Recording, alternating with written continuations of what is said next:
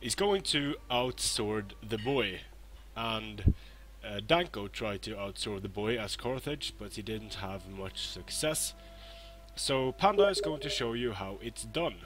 Now it's kind of funny because for some time Lusitani was seen as a counter, very good counter to Rome for some, but of course Panda Warrior brings a Roman build and stomps all over Danko's Lusitani army in a masterful way. So here we have a pretty classic Panda Warrior build. It's a mass of swords, 2 mercenary, we have mercenary Scutari, Gallic warriors, Libyan infantry, mercenary Italian swords, Libyan infantry, Scutari, Libyan infantry, mercenary Italian swords, Libyan infantry, mercenary Gallic warriors, mercenary Scutari, and Libyan hoplites on the flanks. And these aren't even late Libyan hoplites, these are just Libyan hoplites. And he has some Carthaginian cavalry on the flanks, 3 of those, and a mercenary Iberian cavalry of all things hiding over there. And he has a unit of African elephants and a general's bodyguard. Balor of Agartha's Boii army consists of 2 axe warriors on each flank. 3 axe warriors. Then he has sword followers. He has 5 sword followers in the center, a unit of Oathsworn, some heavy horse, Celtic skirmishers, and Levy freemen. So quite cavalry heavy for a Boii army. 5 nice heavy horse. Now let's see how Panda Warrior's Carthaginian army can do against this Boii army here. So already there are skirmishers able to deal with the elephants. There are Celtic bows and Celtic skirmishers, 2 Celtic bows, 1 Celtic skirmisher. So if Panda Warrior isn't able to deal with those guys, then it's going to be hard to use the elephants to great effect. But he's keeping his elephants way back in the beginning, keeping them out of harm's way of missiles. Sword followers and the rest of the infantry moving forward for Balor of Agartha. Panda Warrior is moving up to meet Balor. And there are no really elite swords for Balor except for the Oathsworn general. So I think having 4 or 5 Oathsworn would really serve him well in this battle, but there is the issue of the elephants that are able to kill a lot of even elite swords very quickly. So these armies, nothing fancy about them. If just looking at them at a glance, I would give the edge to Panda Warrior here, just because he has so much so many mid-level sword units, and I think this is a very good example of a good sword rush, of a barbarian sword rush with Carthage. He has a total of 1, 2, 3, 4, 5, 6, 7, 8, 9, 10, 11, I think. 11 swords. So not the worst spam you can get. Sneaking some units over here. Maybe they are going to go for skirmishers. That would be a pretty nice move on Panda Warrior's part. Keeping his Libyan hoplites close to his cavalry at all times. It's going to need the help against these heavy horse. The heavy horse are going to be able to stomp over the Carthaginian cavalry, mainly because there are more of them. I'm not quite sure how they would do in a one-on-one fight. Let's see here. Charge 39, 34, 60 armor, 90 health, 65, 75. Melee defense 42, 34, attack 42, weapon damage 27, weapon damage 25, but a 15 bonus versus large. It's going to be pretty close in a straight up fight. And Panda is going to use his superior numbers here to just sort of wrap around the Boii army a little bit, creating a kink in his line here, pulling back over here and keeping his center fairly stationary, moving back a bit. And this is very good. You'll see a lot of players do this. They will, when they don't have the numbers advantage, they will try to rotate their lines towards the, here we go, towards the, usually it's towards the unshielded side of the enemy, but here it's actually rotating towards the shielded side of Panda Warrior. So maybe not the best way to do it, because any attacks coming from here are basically going to be like attacks coming from the front. But Panda Warrior is responding appropriately. He's just rotating his lines to continue to move the sword followers, to continue to face the sword followers and the main body of Balor of Agartha. So by moving like this, Balor of Agartha isn't really able to create any advantages for himself. It could be an advantage to get this forest here, but since he has the cavalry advantage, he won't really be able to use the forest to any good effect. So he's able to charge the Libyan Hoplites from the rear, and they're going to die fairly quickly from that, but it is potentially going to tie up this heavy horse. With Balor is being smart, he's pulling them out after doing the damage, and he's almost able to destroy this unit with taking 0 casualties of his own, just by good timing. These Axe Warriors are going to get charged by Skutari, and they are going to get wrecked by the Skutari on the charge. Not getting a charge with the Axe Warriors, and the Skutari are going to do some work on them.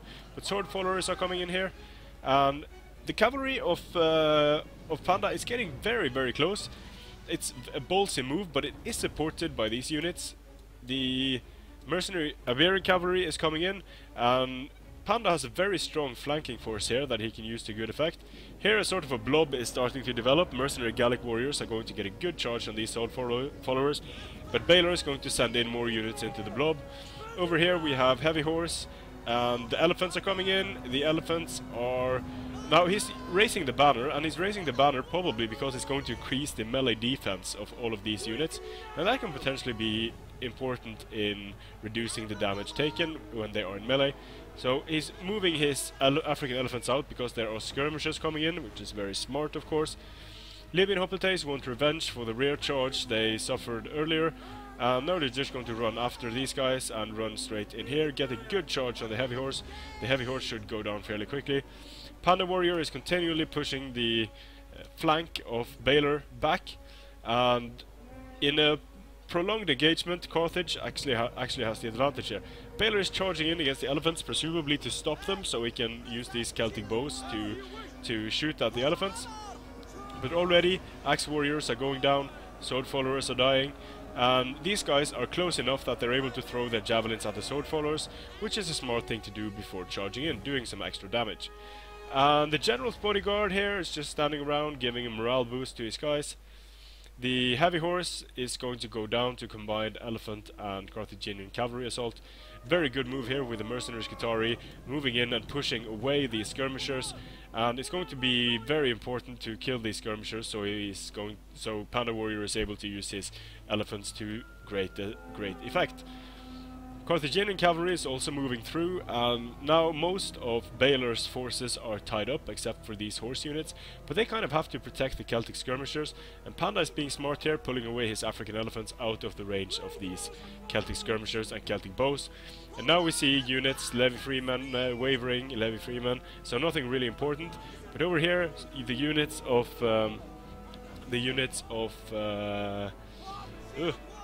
Panda Warrior are losing slightly.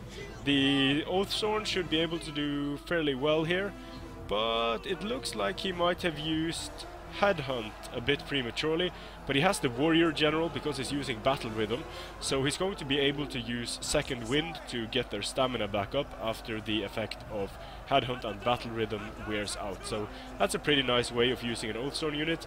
Now they are going to be tired, very tired, so let's see if we get a Battle Rhythm. There we have the Second Wind, and their fatigue level goes up, and now it's fresh.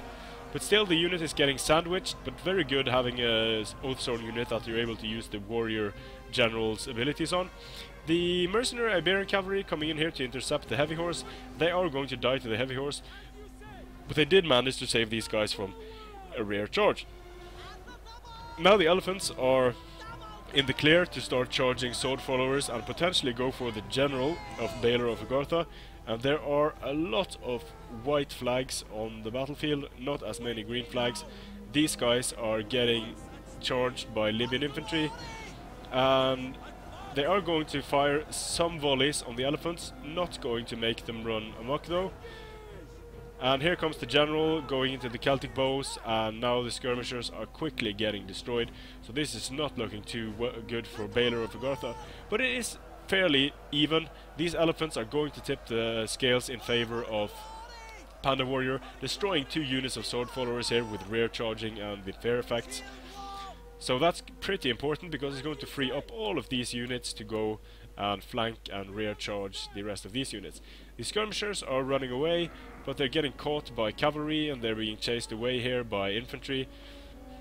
The flanking force has engaged here, but Libyan infantry going down to sword followers, 2 units of those. And over here, axe warriors are doing well against Libyan hoplites and mercenary Scutari until Carthaginian cavalry comes in to rear charge them. So Carthage has controlled the pace fairly well here. Panda Warrior responded prudently to the maneuvering of Balor of Agartha, and I do think that he had the stronger build here. The skirmishers weren't able to counter the elephants, and then the elephants are going to make all of these units rout much faster than they would if there weren't elephants there.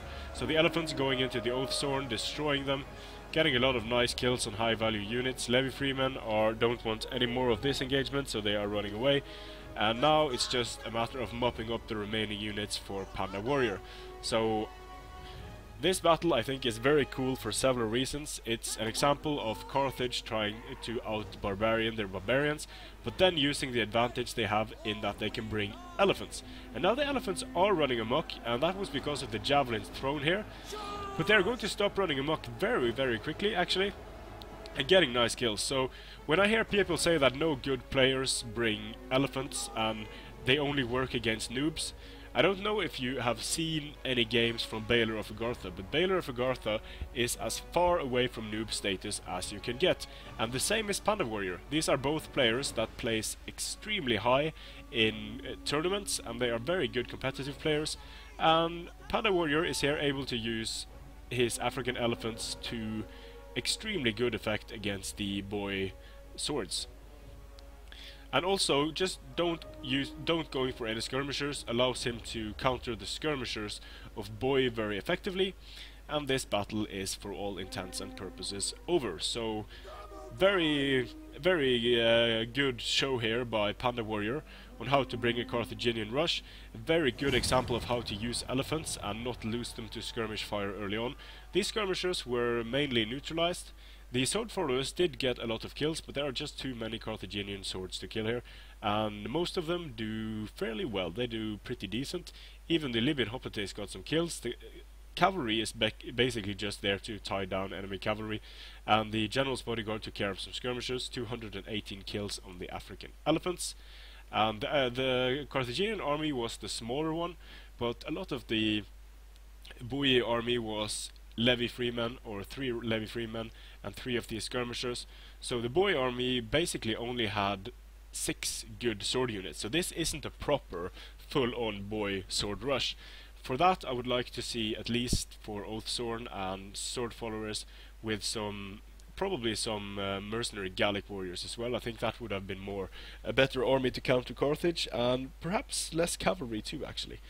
But a pretty interesting battle that Panda sent me, and I'm glad he did, because it's always fun to watch these good players go up against each other. And of course Carthage can out-infantry Boii, but if you bring elephants as well, it's going to be that much more decisive. So thanks for watching, and I'll see you again on the battle.